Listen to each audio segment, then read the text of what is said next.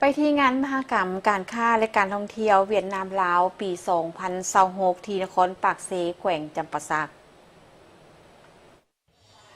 งานมหกรรมการค้าและท่องเที่ยวเวียดนามลาวปี2026ได้ไขขึ้นในตอนค่ำของวันที่3เมษายนที่นครปากเซแขวงจำปาสัก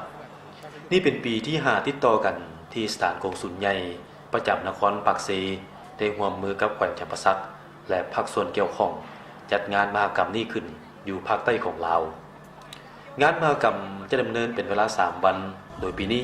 มีขนาด50ห้องวางแสดงจากวิสาหกิจที่มาจาก9แขวงและเมืองของเวียดนามและมี4แขวงภาคใต้ของลาวอยู่ในงานบรรดาวิสาหกิจได้เน้นการโฆษณา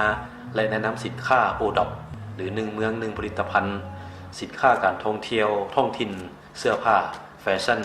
สินค้าการไฟฟ้าอิเล็กทรอนิกส์เครื่องใช้ไฟฟ้าในครัวเรือนเครื่องจักรและอุปกรณ์อุตสาหกรรมสำหรับการผลิตกสิกรรมสินค้ามีเฟอร์นิเจอร์และหัตถกรรมสินค้าอุปโภคและบริโภคอื่นๆตื่นบีงานดังกล่าวนี้ยังเป็นโอกาสให้แก่วิสาหกิจของ2ประเทศได้พบปะเสริมโยงการค้าสร้างหาโอกาสร่วมมือลงทุนและขยายตลาดพร้อมทั้งเสริมโยงเส้นทางการท่องเที่ยวหลายขึ้นตื่นบีด้วยการเก็บพร้อมอย่างละเอียดการเข้าร่วมอย่างคือคลื่นของวิสาหกิจพร้อมกับการสนับสนุนจากภาครัฐคาดว่างานมหกรรมปีนี้ให้แก่การร่วมมือและช่วยสุกยู่มูลค่าการค้าระหว่าง2ประเทศพร้อมทั้งมุ่งสู่เป้าหมายบรรลุมูลค่าการค้า$5 ตริลลิอน